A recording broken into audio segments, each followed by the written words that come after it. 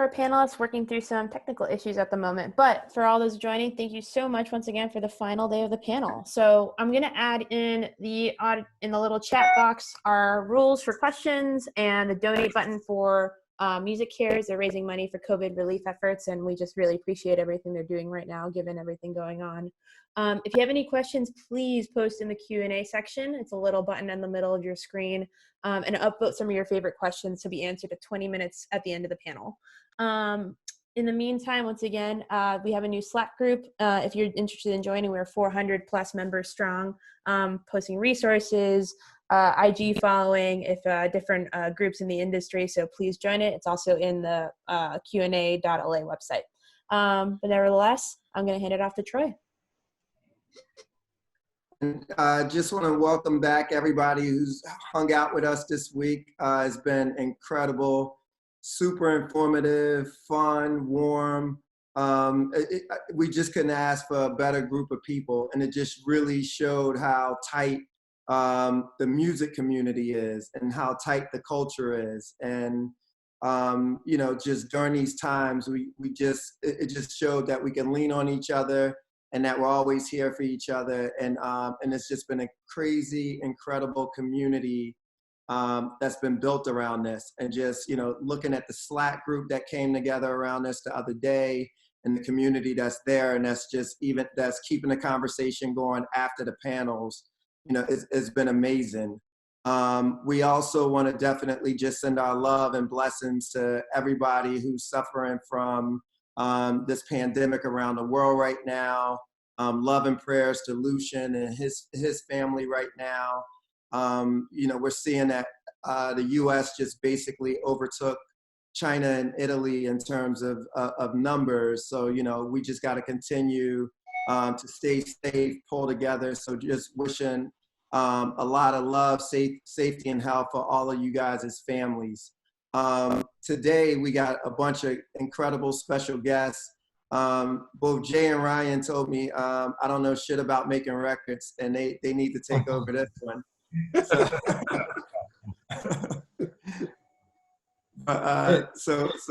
So Ryan and Jay are co-hosting today.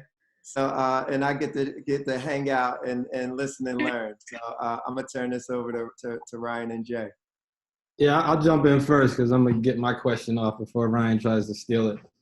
But yeah, I think the when I look at the panel here, and you know, I have so much respect for all of you guys, because you know, you guys are very hands-on with the artists that you work with, and very much in the creative process with them, and you know, and showing up for your artists, which I think is super important. And I think the magic doesn't happen unless, you know, you guys unless you guys are all in the room and all included in the process. I wanted to understand, like, just from you guys just in terms of making music and getting creative and staying in your artists' lives, like, what is becoming the new normal for you on a day-to-day in terms of that? Maybe Baroline, you can start get into it. Hi, I'm Baroline. For me, right now is some artists, like artists that are more developed, some of them have studios in their house, and my newer artists don't have studios in the house. So some of them are like freaking out, like, yo, what do? I can't go to the studio. So I just been sending them a lot of beats and stuff so they could just stay focused and they can start writing. My other artists, like the baby, he has a studio in the house, and they just been working day and night and still trying to remain focused.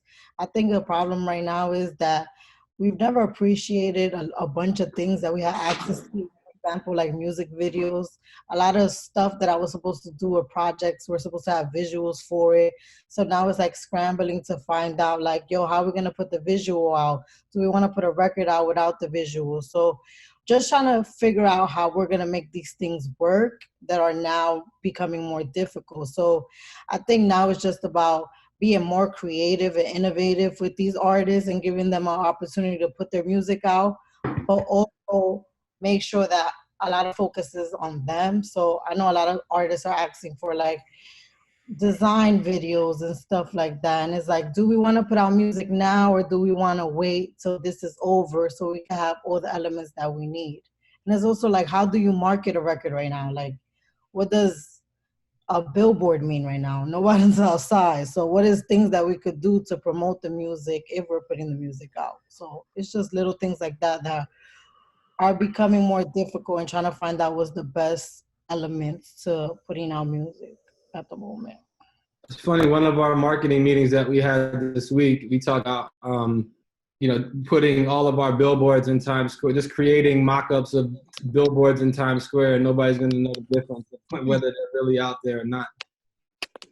So we're definitely trying to figure out how to market in this time as well. She touched on a good point. Like I want to bring up, even keeping our artists productive and keeping them recording. Like you said, most of the recording studios are shut down or running at limited capacity at the moment. So it's like, how do we, luckily we've had so many artists recording and so much music in the can, but how do we keep up that productivity, right? So, I mean, and the majority of our artists who we are hands-on with don't have, a home studio or rely on us to put them in the studio and find records and do all that stuff. And you're absolutely right, Baroline. We should, continue to send them music, continue to send them beats. Yeah, I think productivity is definitely important, to echo Baroline, and I believe Omar just said that. But I think also we're telling our artists to really take risk. I think in the sense of where we are, you are forgiven. I think artists are always thinking about the right strategy and the right way to do everything. But we're saying in this moment, this is the time to actually go against the norm, to actually take a risk and try to do something that you've never done before, and really take time to understand all these platforms. So it's an education process, but also saying, like, don't put so much stress on yourself to have the amazing rollout or something that you're used to, but actually go against the grain. So to really take this time to be innovative and not put so much pressure on yourself to stay in the same lanes and the same ideas that you're used to. Yeah.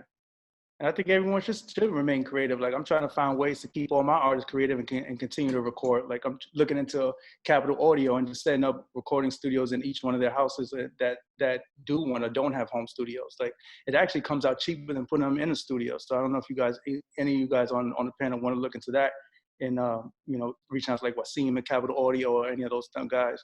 I'm not getting any money off it. I don't know why I just plugged them, but at the end of the day, like, Wasim. Sure. Right. About that, also sending people green screens and cameras, anything that they can do at home to learn how to record themselves. So that would be a great care package. My coworker Sierra suggested that we do something like that. Just send them ways to be productive at home by sending them equipment that they may not have or have access to. Yeah. Just to add, I kind of preach on when I sign the artists, when they get their advance to get a mobile setup. I always preach that mobile is the way of the world. Your office is your phone, recording at your house.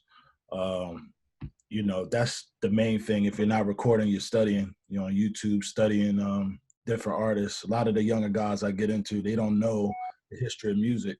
So I love to take this time for them to learn the history of music, understand equipment, understand the mic, how you have to have your mic set up, how your camera's set up, So I have them shooting videos in the house and doing all they can, so by the time they bring it to us, we could just, exploit it the best way we can.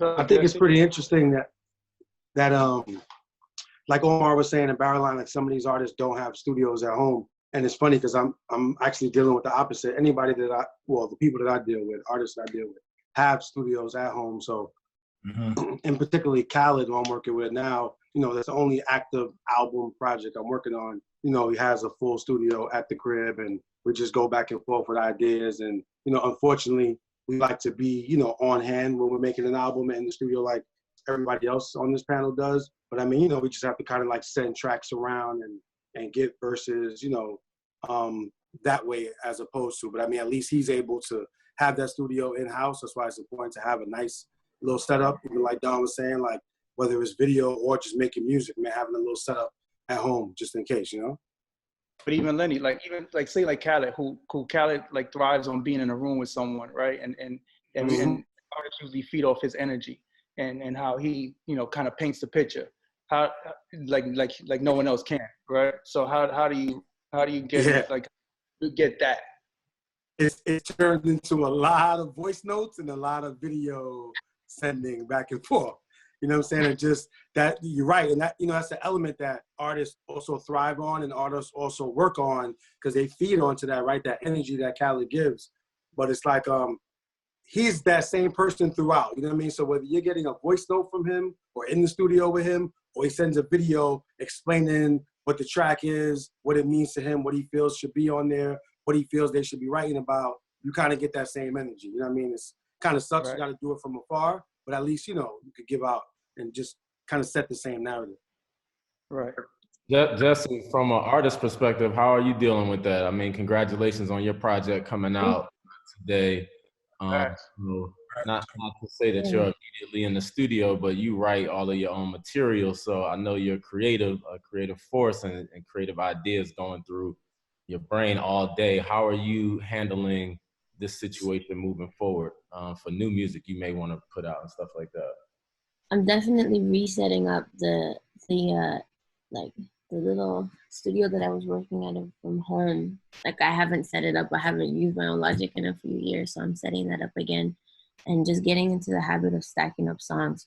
So even if I know that I don't have the skill to be able to bring it to the level that my engineer would bring it to, I'm making it a point to finish songs all the way through, even if it's just by myself, and have voice notes and label them like 1, 2, 3, this date, so I know I made them on Monday, so that I can like designate, when I can go back to the studio, I can designate every day that I'm in there to do the 3 songs in the bank that I had on Monday and the 3 songs in the bank that I had on Tuesday, just to make sure that I'm keeping routine and not letting the work ethic slip just because of the switch up in routine.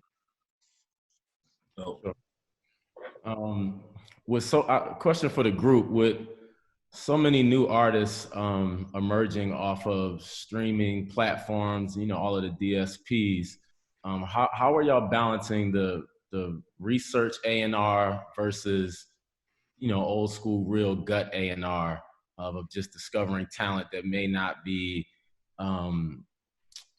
have a, you know, 1 million followers and this many streams, and, you know, how are y'all balancing that from an A&R perspective? A lot of y'all on this panel are like high level A&Rs, sign some of the biggest things, you know, in the world. What's your process in handling that and processing all of that coming to you with new artists popping up every single day? Maybe Dallas, you could take that one. I mean, honestly, like my whole thing has always been sticking to, like, you know, what my gut feels. And I'm always big on just substance in the music. So I do always make sure that I'm aware of what's going on the streaming, as far as like the research and people just staying connected to that department. But I've always been a person that, like, I would want to get in the studio with you first before I sign you, just work with you, just like really see if you got a vision for your craft and like what you want to do. And it's like, I feel like in the past 2 or 3 years, I've been just really kind of just sticking to my gut, because there was a phase where it was like a lot of music coming out.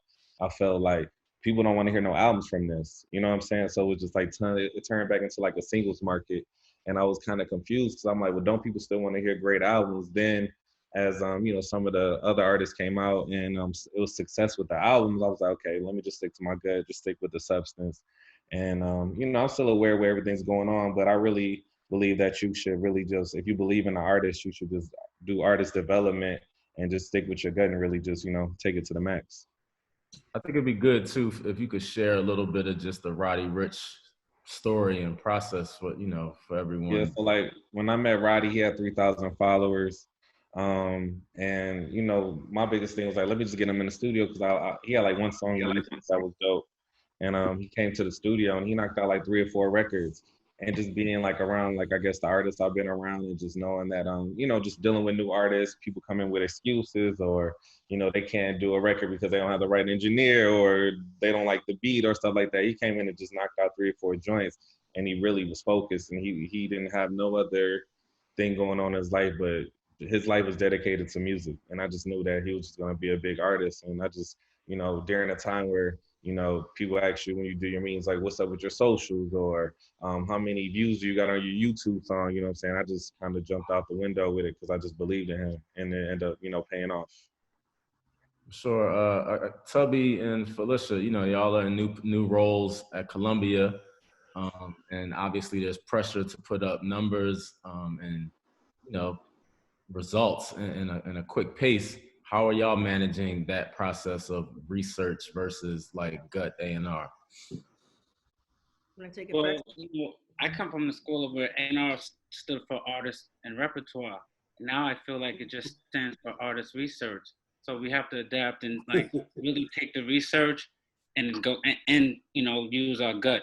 For instance, like Polo G, who I worked on with Baroline, we signed them off of a song that was streaming really well called Finer Things. But we realized that wasn't the hit. Later on, he got in the studio and, we had to really develop him. He got with an artist, TJ, got a track, and the hit was a song called Pop Out. So we have to use our gut. Maybe the song that, like, same thing with Fabio Foreign. There's another kid out of New York. He has a Big Drip record that's taken off. It's a cultural hit, but I don't think that's the record that's going to go like a #1 record. So it's a long-term game that we still have to take advantage of and not just think of a quick hit because we see the early numbers look good. And I think we also have to there's always going to be data, and we have to respect that. But I'm always going to give credit to Lil Nas X. It was a data signing, but you also have to take the time to develop an artist. And so he's someone who I think is a product of artist development. Of course, he was signed for data, but he's an artist and a star now because he was someone who did the work and someone who took time to develop and make sure he had an album to back that. So I think at some point the marriage will also be there. I'm not coming from an A&R conversation, but more so marketing. But I do think when you are signing data, the goal is to make them real artists and to see them become people who are valued in the system and not one-hit wonders. So that's the goal when you're signing for data, make sure that you are in the place of developing something that's long-term. I'd also like to just on my side, I don't have the luxury of data, like just kind of where human resources sits in all of this, and the fact that we got to be super early. I can't, if I'm playing the analytics game, I'm too late. Because we are a distribution company and our deals are different than what major labels have to offer. We got to be in super early, so we gotta deal with artists just based on gut. We have different cost of entry, so our exposure is different. But that's the only tool that we do have. We don't have the luxury of analytics. I'd love to hear from you, Cannon, like just especially just in where you sit and some of the artists that you signed is kind of what your thoughts are on gut versus data. I'm the flip side of what you said. I don't have, by the time something's hot, I don't have time. You know what I mean? I never rarely go anything after anything that's hot. I mean, obviously Uzi, I found had one song. I was riding through Atlantic City and heard it on the radio by way of his DJ. And I came back through Philly and took him to Atlanta and made a bunch of songs. And, here he is today. And the same thing with Jack Harlow. That was something that didn't have anything. Like Uzi had no followers. He barely had an IG. He was all Twitter. Jack Harlow had a IG. He had somewhat of a following early because I guess Scooter had dipped in a little bit, but he still wasn't there. All these guys that I tend to find is the same way Dallas would speak about, or everybody on here is like, I go and research them and see how convicted they are as an artist. What's the vision? Do they have any history or any knowledge of music? How far do they see themselves going? So when I'm handpicking some of these artists, I really, I go for those just diamonds in the rough. If somebody's bringing me something that's like, yo, it's going crazy on TikTok, it's already gone for me. You know what I'm saying? So, there's been times where I tried that game and it just was not successful for me, through the whole career of helping Jeezy get where he is and, us helping T.I. and helping anybody in the game become successful. It's always been a pattern of before they even started. We've met everybody before they started. And when I play the game now of trying to figure out the analytics and data, it always goes left. It always goes left. The last time I pretty much tried it was Pink Sweats. And I know that, I reached out to you and that was something that was kind of close to me, but was still going. And, he wound up being Uzi's DJ early. And he just didn't make it as the DJ, and then popped up a couple years later with a hot video. And I was like, hey, I got the relationship. I can make it happen. You know what I'm saying? By the time name was DJ. Yeah. Before he was Pink Sweats. Yeah. The whole thing that, soon as the video came out and the attention was there, it was gone. I had been talking to a couple people like that, and it just don't work out for me. So what I do is just go diamond in the rough all the time and just develop it, and I feel better like that, you know. I'd love to hear from you, Troy, on just kind of like what you look for in, because I think when we started in the game, we didn't necessarily have the luxury of analytics, and you know, just some of the things that some of the artists that you've signed and picked, most specifically Gaga, like what is it that you saw in her? And you know, I remember, you know, her being in the studio with her in a writing session, and I'm like, this girl's got on shoulder pads and panties. Like, is this like her all the time? Like, what was it that you saw in Gaga, Troy, that made you understand and see what she had the potential to be?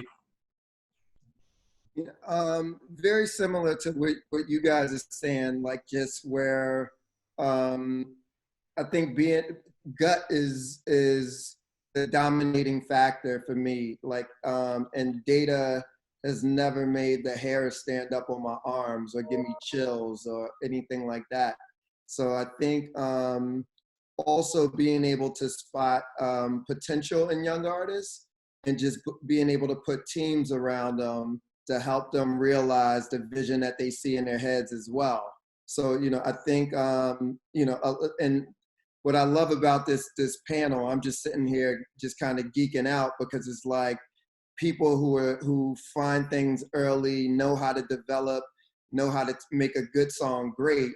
And I think that's the sort of missing element, you know, you see in a lot of cases, because if you're waiting for somebody else to do the work, you know, what value are you adding essentially?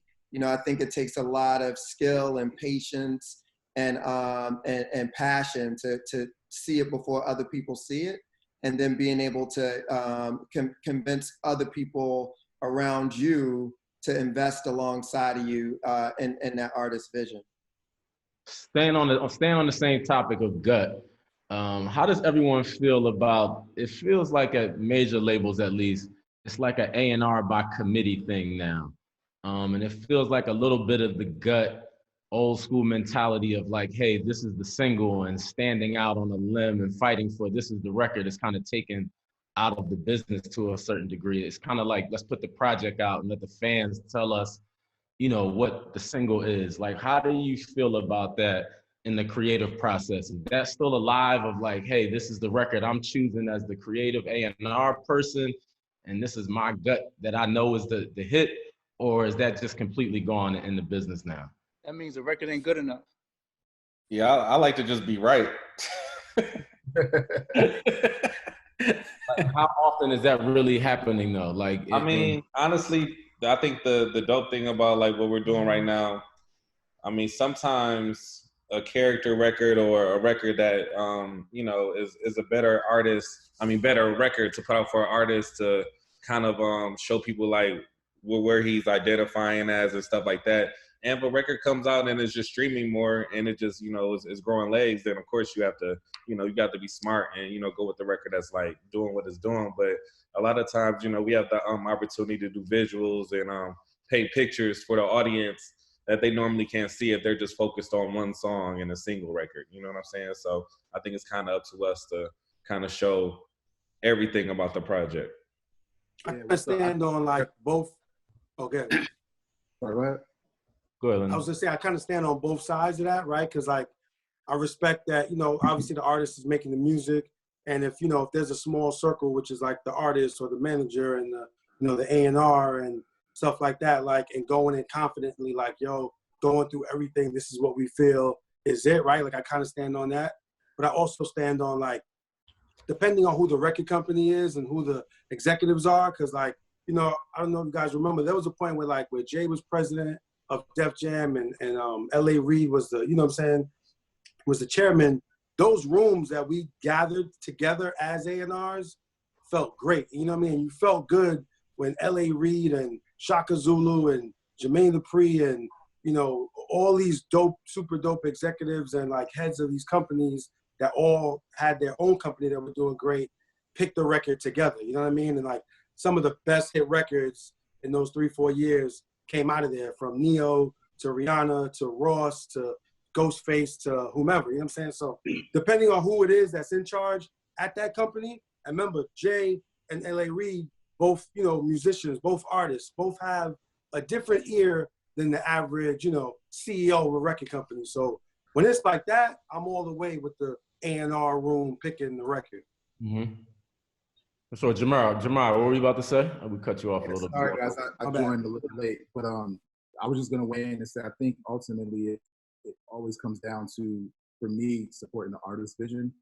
You know, when you're talking about the first single that you're putting out, I mean, obviously you want to consider strategy, you want to kind of have a conversation as far as like where you think what the end game is at the end of the day, you know, what you hope this song particularly will achieve. But sometimes it's about the heater record. Sometimes it's about, you know, the artist getting their vision out there into the world before you come with the record that you feel is the massive streaming hit or the massive radio hit. So I tend to like lean into the artist and the artist team to kind of like use that as the opportunity to create what the single will be. And then from there, you have the bigger conversation about how you extend the life cycle of an album into single 2, single 3, and so on and so forth. Yeah. Just to add, I got a little history in rebelliousness. You know, me and Drum doing mixtapes. We rarely wait. If we feel like a song is gonna go, we put it out. We don't wait for too many people to tell us what it is, how you feel about it. If it works, it works. If it doesn't, it doesn't. We'll shoot again. But that's another way of us being comfortable with the artist saying, yo, I love this record. We do too. We going with it, you know. As a partner with Atlantic Corporation, you know, sometimes they have a different mindset of what they think the record is, but sometimes you have to prove to. I'm not talking about me, y'all. Damn, Dallas.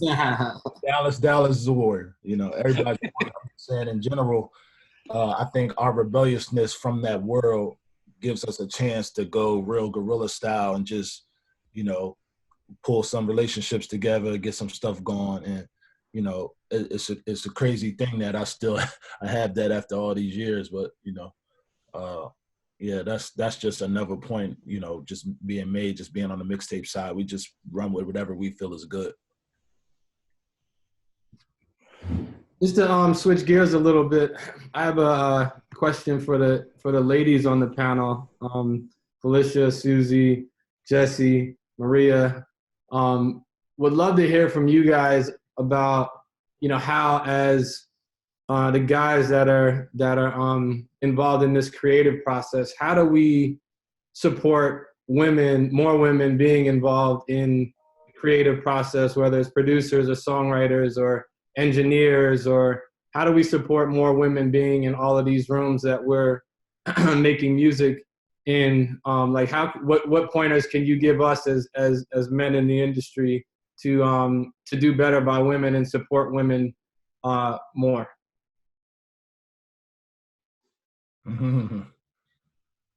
My answer to that would be look around the room, look around who you follow, look around like who you're curating to be in your circle.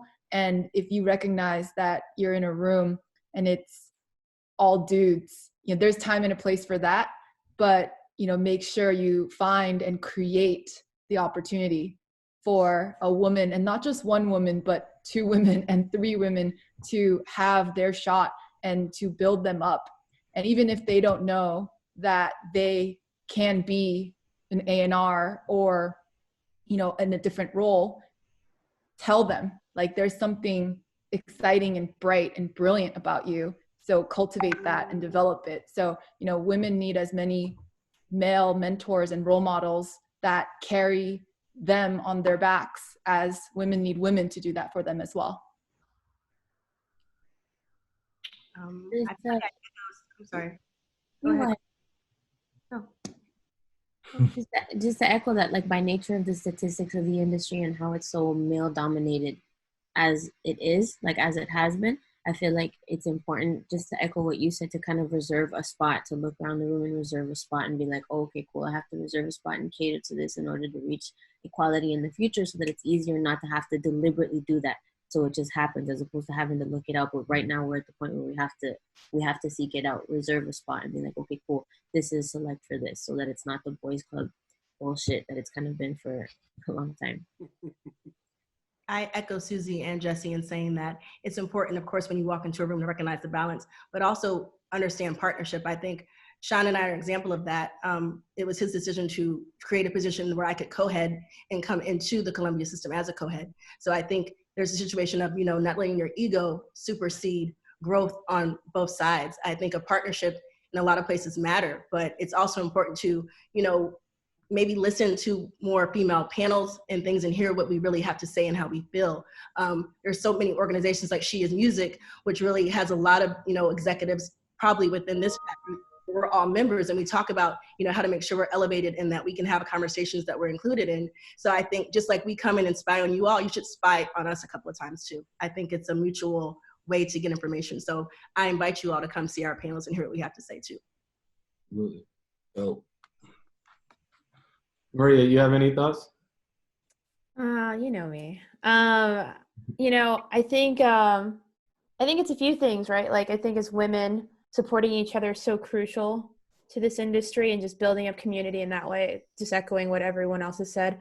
But I also think like diversity as a whole, it's not just about skin color. It's not just about, just anything basic on that end. It's also about making sure the assistants are allowed in the room to help make decisions, making sure that you're surrounding yourself with young people. Like some of the best ideas isn't coming from the VP of marketing. Sometimes it's coming from a person that is a fan and involved in the community they're respective in. And it's also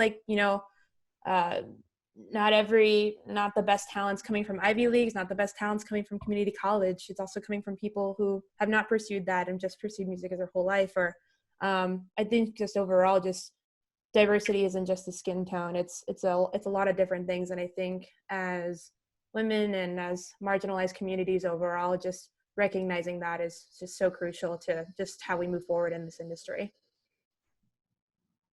Yeah. Well said. You won with the backdrop too, Maria, by the way. The Tiger Man, oh my goodness. Free Joe. This has become a popular topic, I think, recently. A lot of people on this panel have made their way in quote unquote urban music. And I'm interested to see what everyone's thoughts are on that title as it pertains to just the genre as a whole and how it applies to like some people's personal job titles. Like, how do y'all feel about that? I'm interested on the perspective on that. I honor music and I honor the urban landscape. I think more than anything, we just want to be seen as great executives. I don't know when we move past that point, but it would just be great to be titled just a great executive. Really all we can move forward to. I don't know what the title becomes, but I think it comes up all the time. One of my actual coworkers brought that up to me and asked me if I was offended. And like I said, I can't be offended for supporting the music that I love. I just am offended when you put me in a box on what I can do. Mm-hmm. And I think that's a big problem across the industry, just in general. And because I think as people look at executives of color, they kind of automatically, put them into this urban box. And even at Spotify, we made Black people go work on the Nashville team on country music and just mixed it up just to kind of get everybody out of their comfort zones. And after leaving, I ran the global music group for the company, and I was leaving, and I got a call from somebody at Amazon asking if I would come run fucking urban at Amazon.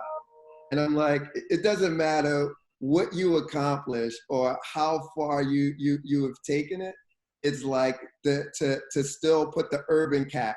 And to be honest with you, I probably know pop better than I know urban. So it's like, but it's still no matter what. That, Troy, by the way. Say it again. We all knew that.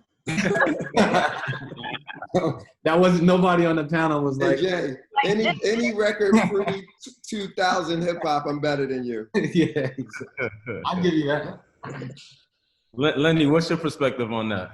I was just gonna say, it's an underhanded way of like, you know what I'm saying? Like shady way of saying black music, which I don't like, especially when like most of the R&B and hip hop music goes pop. So it's like, you know what I mean? I don't know how you take that away, and I think it's always gonna be there because it's like you have to, not always, but for now, like you have to categorize it somewhere and put it in some box. But again, right, when we are the majority and when our music is damn near the most popular, that is pop music. So it's like, how do we take it out of the urban box into the pop box? Because hip hop is pop.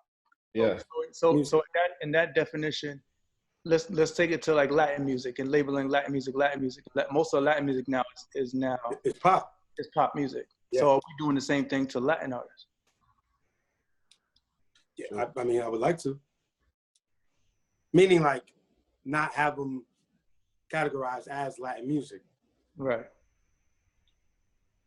Yeah, I know, because what I see on the executive side, I feel like because the music is dominating the world right now, I see that companies are trying to elevate executives of color, but the only elevation is to urban this, urban that. And I just, me personally, when I was, renegotiating my situation, I was kind of on the offended side, Phylicia, of just like, hey, I don't want to be the head of urban, like I just didn't felt like that suited what I put out into the world or my work. So for me, it was important to get that off of me, just because I didn't want to be boxed in that forever. I just felt like if I accepted that at this point, I would just be that, moving forward.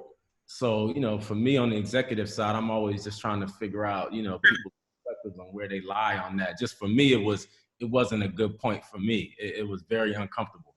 Is it offensive when they appoint a non-person of color head of urban at these companies? Yes. I think so, being honest. I think so. Yes. Elaborate. Wait. All jokes aside, look at, like, we all know Drake, right? Drake is probably about to kill every Billboard record that there is, but he's still considered what kind of artist? Hip hop. Yeah, like that's crazy. Yeah. I just think if, and I don't want to make this a race thing, but like if a white artist is able to come in and just be labeled a A&R and do pop music, but they could sign a rapper or a country singer and it just kind of look like that's what they doing. But if we want to assign country or pop, it's kind of like they almost looking at you like you're out your wheelhouse. It's like, no, like I just know music. You know what I'm saying? So I just want to be able, I just don't like the box or the stigma of urban. You know what I'm saying? I love being able to represent Black music. But just because I do urban music don't mean I can't find the next dope pop artist or the next dope country artist. If that's just music I'm into, that's what I'm into. So, by the way, you got the next big pop artist. You got the biggest artist in the game right now. He happens to rap. Exactly. Yeah. So Rodney Ricch is a fucking pop artist. Yeah. And I just think popular music is Black music, hip hop music, urban music, whatever. But if we want to do some other music as well, it shouldn't be like a stigma for that. You're our head of pop, though, Dallas. We're gonna give pops a lot of bottles too in the club. We're gonna give you that. We were gonna cut to some of the questions that we got. Before Jay, I'd love before we cut to questions, I'd love to just like highlight Jessie once again and ask her another question. Like with so many heads of A&R and A&Rs in the room, I'd love to ask Jessie of like her experience with working with diverse group of A&Rs and like what she felt like was great working relationships and what they saw in her and how they pushed her, just to share from the artist point of view of working with A&R. I was in a really special situation. Like I was really fortunate enough to have somebody like Jeremiah that started off as my publisher, like worked at BMG. And it was around the time where my team and I had dropped the first project and a bunch of labels started coming to the table. And Jeremiah was leaving BMG, so he was free too. So when he went to Ireland, it obviously helped motivate us. But like the main reason that it helped motivate us is because it felt like we had someone on our team on the inside. You know what I mean? Especially as an artist, like you hear so many fucking horror stories. This is what it is. You hear so many horror stories of labels sometimes coming in and switching things up, or just more people on the team, more chefs in the kitchen, more shit that could just get the water a little murky. So what really helped for me was being able to feel like I had a confidant on the inside. So I know that's not everyone's situation, but if you legit like build a relationship where it's love first, because I love you, bro. I loved your man, and I know it's mutual.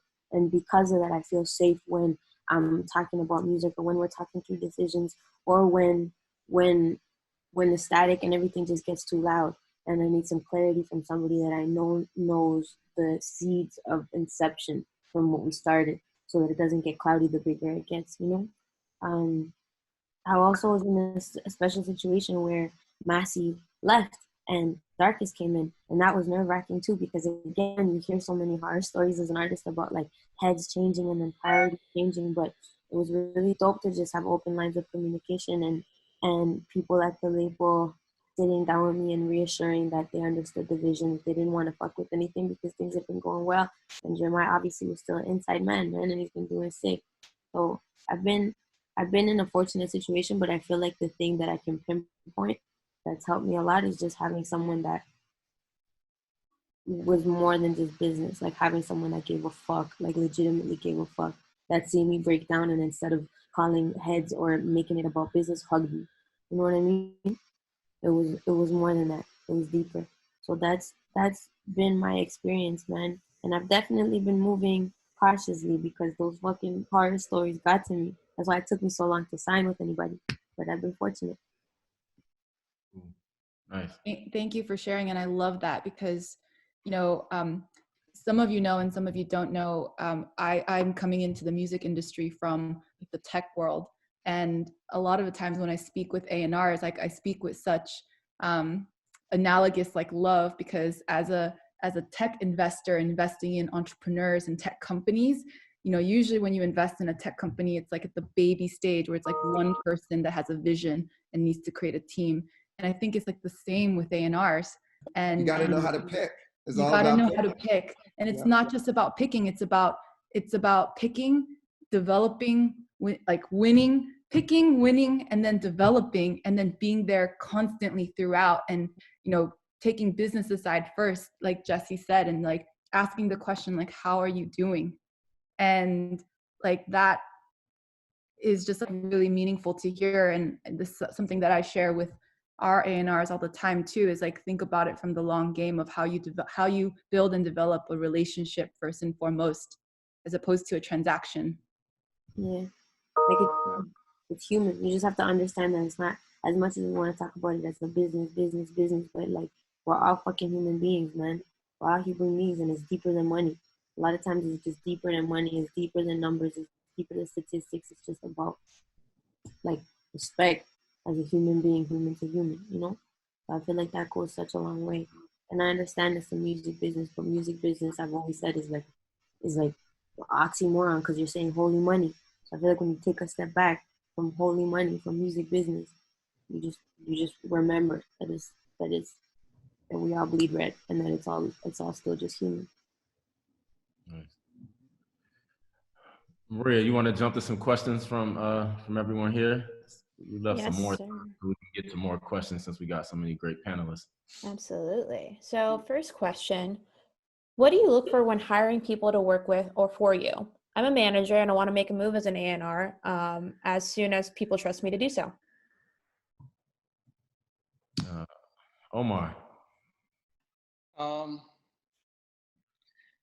Just someone who's ambitious, man. Like, you know, I think a lot of people feel like getting a job, or, you know, they hit you up and they're like, I want to be A&R, and they feel very entitled that they should just get a position because of the fact of the matter that they listen to music. I think all of us here have been through it, whether it's internships, whether it's like their own rise to the ranks. And I think that also builds not only character, but also builds the know-how how to do the job too as well. So I think it's just mainly just that it factor when you see that not just you're just here because you want to be a job because it's a cool thing to do or a cool title to be, but that actual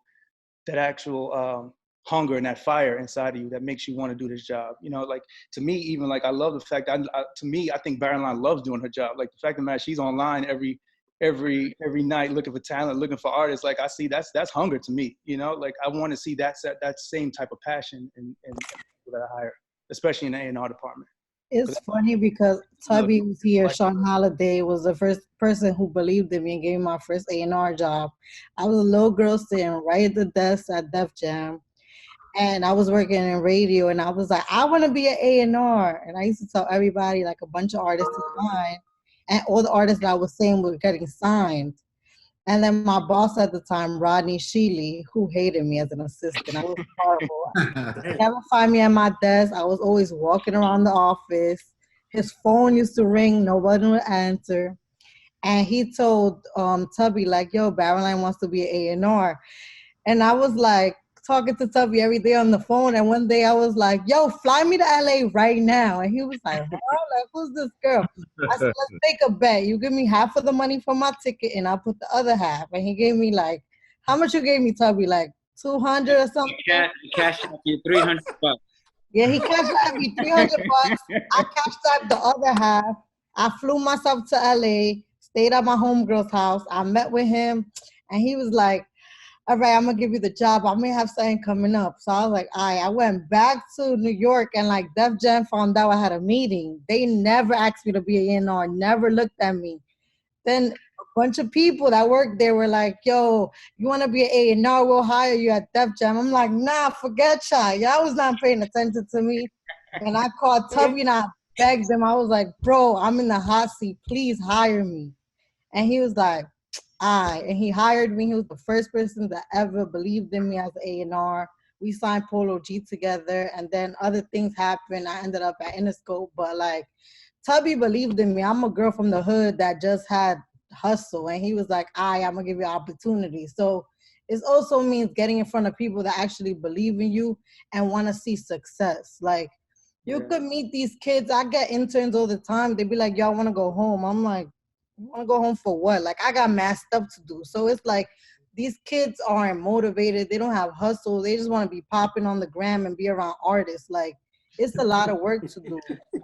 Like, bro, I be stressed. So, you know what I mean? Like, who wants it and not, and who doesn't want it. You can. Yeah, there's a lot of people that's lazy. Like, you got to keep working. Like, right now is the best time for anybody who's on this chat that want to be in music to be innovative. What are you going to do to get in front of us? How am I going to, like, this kid came on my live and his song sucked. When I tell you it was bad, it was bad. And like, I don't control it. I'm really nice. So I was like, it's dope. And everybody was commenting like, it's horrible. Let me tell you what this kid did. He made a song called Dear Baroline. And he posted it on Instagram. And artists that are huge, Meek sent it to me. And the baby. Like, they sent it to me. He made a song called Dear Baroline. And a bunch of people started following him. And that's just him taking that situation where it didn't work out and making something bigger from it. So it's your time to be innovative. If you can't be innovative at home, why should I hire you? Like, what you doing? Yeah, take also, initiative, right? Going on for what Baroline is saying. I love when people take initiative. People always asking, I want to be an A&R. How do I be an A&R? Bring me a dope artist. Bring me a dope producer. Like, I think the best way to prove you have dope ears and you have good instinct on artists who are going to be superstars is bring them in. Bring in the artist. Bring in the producer. That's going to be your best proof. And just building the artist. I feel like a lot of people, like, you could sign an artist that is popping and it has a lot, but like Dawn said, like, when it's yours and you was with them from the grunt and you did the work and you see the build, it just feel different. You could get any artist that got 1 million views right now. I mean, I know a bunch of people that fake views that end up popping, but when you're there from the beginning and they do the grunt work and actually do the work, it feels amazing, especially for the artists too. Like, you got to be willing to do the work. You got to be willing to go to a studio, wake up, do a press run, do radio, go to the studio again and work. People don't want that. They just want like fast success. You got to build a legacy and longevity. Not, you could be hot today and cold tomorrow. I've seen it 1,000 times. So and I will actually, also that's a good. Oh, sorry. Go ahead. I will also add to Caroline, Lenny, and Omar's sentiments. I think also what's super important is integrity. You know, a lot of people get into this business and not always for the right reason or not always for a genuine reason, because they just want to be popular on the gram and they want to be able to, you know, go in the club and put on their live where they at, who they're around. But I think it's super important to lead with integrity and good character, because a lot of people don't realize that this is a very, very small industry. And everybody knows everybody by way of a couple of degrees of separation. So if you get into this business and you're burning bridges and you're just moving dirty and, you know, not, your word isn't shit, you know, and people can't feel like they can trust you, that goes around quick. And it, you know, stifles your chances. And you might get far, you might get to a certain point, but ultimately, you know, people are going to see you and perceive you as a certain way, as a person who moves a certain kind of way. So I think integrity is super important. And just to have good taste, you know, like that's super important as well. And while that may be relative to whatever music or style or genre that you love, I just think having good taste and owning your confidence is also equally as important. And not coming in the game thinking you know everything, because we're standing on people's shoulders. I came in as an intern and was fortunate, you know, on the record side and on the publishing side to have mentors who gave me opportunity, but also I had to respect the fact that they have been doing it longer and had way more success and, you know, knew more people and knew their job inside and out. So not taking yourself too seriously, but learning from the people that are an opportunity to you. Right. Mm-hmm. What we got next? Oh, sorry. Yeah, Baroline brought up a good point that actually did a good segue to one of the questions. Starting out as an A&R, how do you gain an artist's trust to listen to your suggestions? How do you give advice without being mean or intending to hurt their work? Threaten them to put them in the trunk. Nah. A lot of the times, you know, if you don't have history, you know, a lot of times people will look at the history and look at your track record and kind of say, hey, I like his taste. You know, taste you can't buy. You know, somebody reads into that. A lot of the times you're almost good if they don't know you, don't trust you, or A&R is thrown in your session to bring you records, then that trust has to be built. There's no real secret on how to do that. Is, you know, you just have to build it. It's part of communication. It's part of you know, just building a relationship. And, you know, it's going to be hard hit times because some artists have a million things in their head going on and they never get a real chance to sit and decompress and say, hey, maybe this person can help me. They're just running 150 miles per hour. So the best thing is just to try to communicate, get to a good space, you know, and form that relationship. That's the best way I could put it. I think you also got to show up too. I think that the trust is built when you're spending that real time. I think a lot of people want to just sign the artist and, you know, just say, hey, I signed such and such. But I think the trust is built when you're putting in the same hours that the artist is putting in. So when they're around you and they see you in the grind with them, they're going to start to develop that trust. And then hopefully you deliver that one thing to them that starts to build that, you know, you build off of a small stone into another one once you deliver one thing. It's not about trying to do 10 things at one time. It's like, hey, let me get that one song or that one beat that I know, you know, when the time is right, I'm gonna pull that out of my computer and play that. But in between that, let me spend the time. Let me be at every show. Let me be at the studio every time. Let me go to the dinner. Let me go get them some food when it's time. It's like no job is too big or small when you're trying to build that trust with an artist.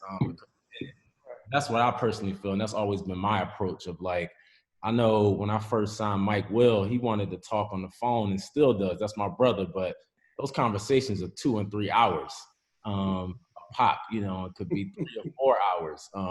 But those are things that built our relationship and built our trust. And vice versa, to when sometimes I had to just step back from my own A&R and be like, hey, the best thing to do sometimes is leave this guy alone. He knows what's hot, you know, and it's like, it's not for me to jump in that process.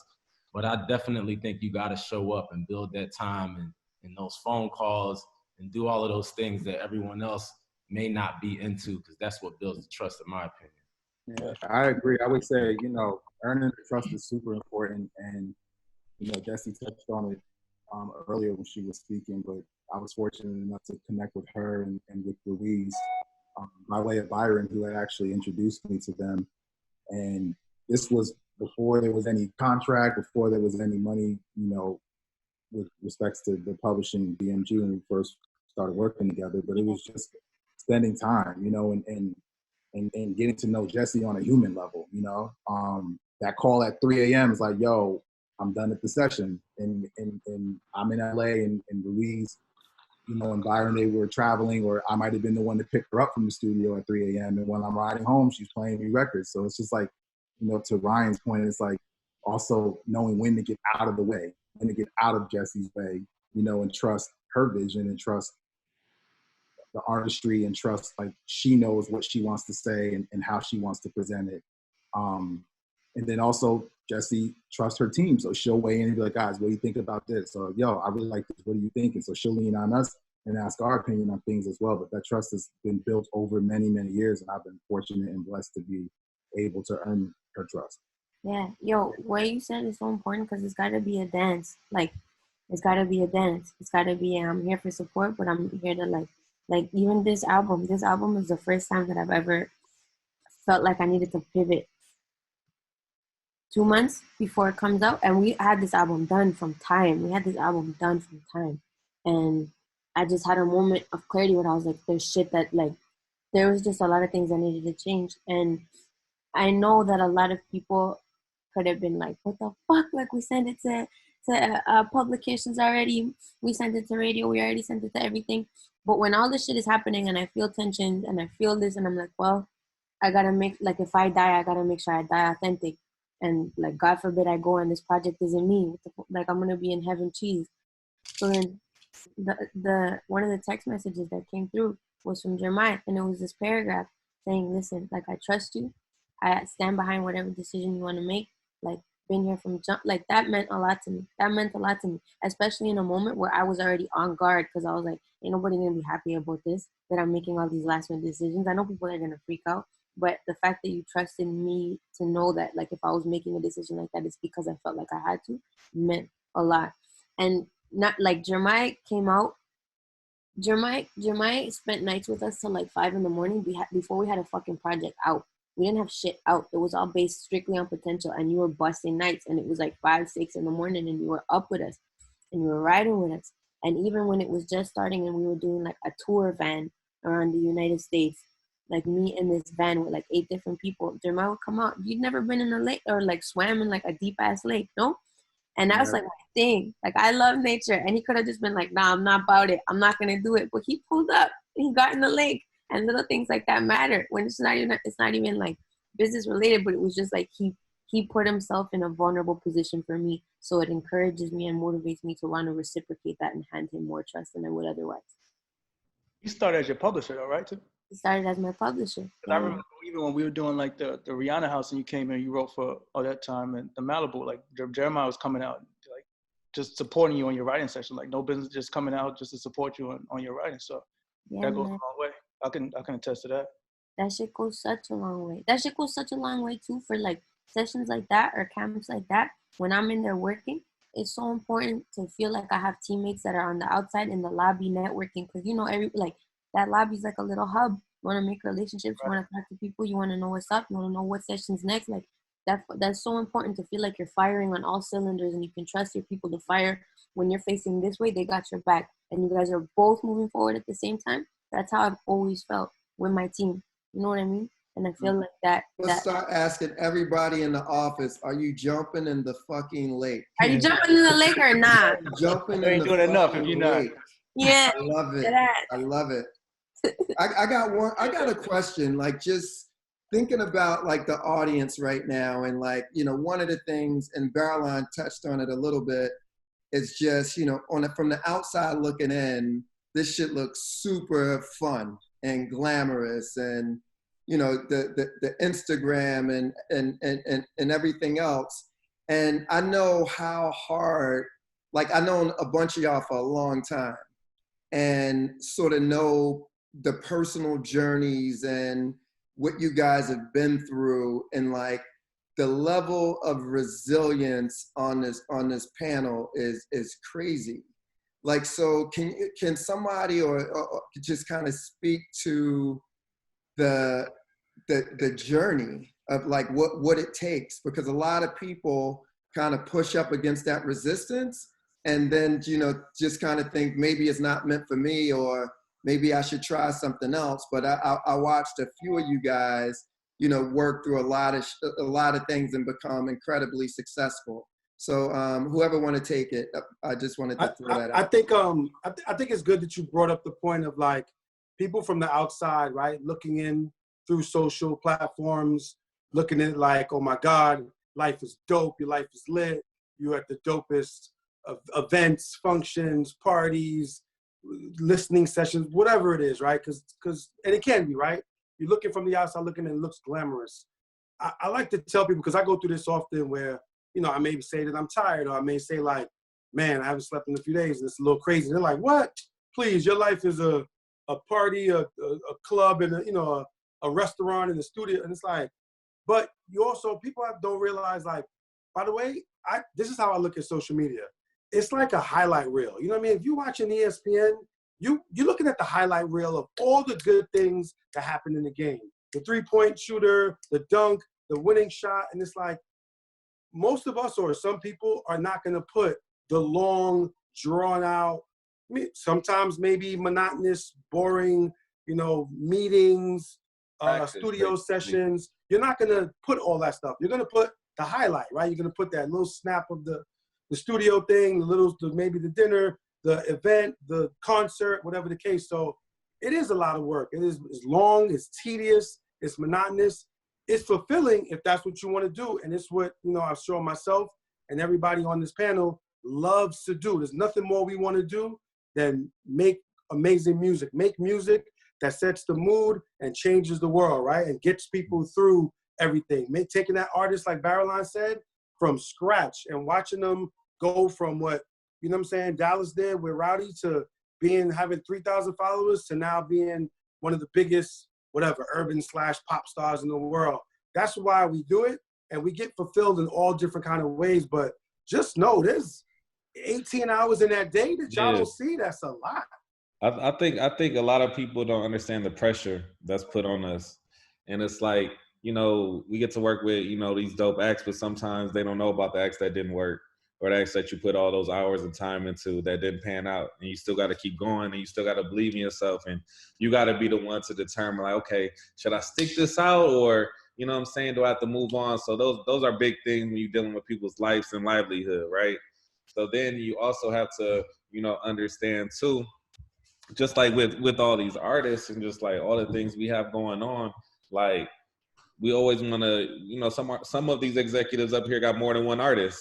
So how are you splitting up time with each artist to make sure that they're, getting what they need from, from an A&R standpoint, from a label standpoint? And two, it's just like with a lot of the artists, they want, I'm not saying they want to be your friends, but they want to feel that you have a level of loyalty to them. You know what I'm saying? So balancing that as well, because at the end of the day, you do work for a label. You know what I'm saying? And the artists are signed, and you got to do, what's the best interest for everybody at the end of the day. So, we put in a lot of work. It's a lot of mental stress that goes on with being an A&R, being around, that artists that are, it's a thin line between a genius and being crazy. And most of them are crazy in a good way. Artists you know are what I'm crazy. saying? Anybody else want to speak on that? I think artists are just like, they're humans. They like to feel love. They like to be posted. So like for me, example, anybody that knows, I post all my artists, and sometimes they be like, I see you posting this one more than the other. And I post that. And then artists also love you when shit is popping, but when the label makes a wrong decision, they all hate you. I have beef with my artists all the time. My boss be like, why you got beef with them? And then the next week we love each other. But it's just realizing that they are human. They do have mood swings. They're just like us. Every day we're not happy. Every day is different. So it's just learning how to balance and even learn your artist. Like, every artist is different. They need different attention. Like, for example, some new artists when you sign a new artist, they're still used to putting out videos whenever they want. You just sign the artist. He puts out a video every 2 weeks. And now he's signing to a label where it's like, chill, we have to get the sample clear. We have to make sure this. And they're like, well, why you don't make this happen for me? And it's also introducing them to the business side, because most of these kids that we're signing, they don't know the business. They don't care about no sample. They like, yo, I've been putting out music. That's why you signed me. So it's teaching these artists the business side. Like, your ass will get sued if this song blows up and there's a sample. I don't care about the sample. It's probably a dead person or some crazy shit like that. That's all the shit I be hearing. So it's dealing with that. So, you know, these artists are a lot, but we love them. They get us paid, so we got to make sure they happy. Damn. Some of your artists watching you right now. You said what? So you must got some of your artists watching this panel right now. Nah. I'm on the other side of what you're saying, Troy. So in my experience of probably like a couple years ago when I worked closely with Big John, a lot of people viewed us as like, you know, that's a close friend of mine. And like, we were so cool and brothers and all of that stuff. He would torture me in meetings, you know, like big rooms of 15, 20 people. I'm in there getting my head chewed out, you know, just every meeting, like coming out of there, crawling out of that meeting. I'm like, man, what the fuck is up with the numbers? You know, your team, you ain't doing shit. Why you ain't on this? You know, like I'm getting killed every meeting. But when you come outside that door, everyone sees like, oh, that's your guy. You know, it's all cool. You're doing, you know, all of this great stuff. And it's like every deal I'm bringing in, it's like, this fucking deal sucks, you know, get it done, but it sucks. I hate the deal. And you know, it's just like, I just used to laugh because I would just see everyone out and they're like, oh, that's your guy. And I'm like, y'all don't know, I'm getting killed every day. His office is right next to mine. This guy's torturing me every day. So it's just, you know, people get to see some of the, you know, the glossy stuff that looks, you know, fun and, you know, entertaining and all of that stuff. But like, it's a lot going on behind the scenes that no one gets to see that I'm sure all of us go through on a day-to-day basis. You should also touch on the value of that, right? Because it's like, you know, when you got somebody that is giving you that kind of, you know, pressure, applying that kind of pressure and pushing you in that way, you know, that's going to bring out the best in you. You know what I'm saying? Like, and I think one of the things that Troy and I joke about all the time is that we have the longest standing Black partnership in the history of music. And, you know, some of the hardest things that I've ever had to stomach and come to terms with, I heard from him. You know what I'm saying? Like, and, you know, we I think part of what we got to extend to our community as well. And you know, folks that are on the panel today and that have been on the panels this week is, you know, really being able to keep it clean with one another, impress each other, and, you know, and support each other and figure out how we can do more together. But like that steel sharp and steel thing is real. And, you know, we Troy and I try to lead by example in doing that in our relationship, but that, and certainly with you and our network, you know, but we got to definitely figure out how we can do more of that across the board with the rest of our community. Yeah, and it's funny for you to say that because I feel like the same way with Jay Brown. I know Jay and Big John are really close friends, but you know, I had the similar kind of story where, you know, I used to feel like, damn, I ain't got to take this from Jay Brown. I'm quitting. I want to quit like every day. But I mean, at the end of the day, like I feel like he did it for the fact of the matter, just to make.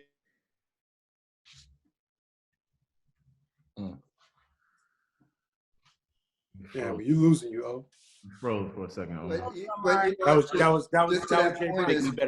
Jay Brown. Sylvia Roan, I met Sylvia cussing me out.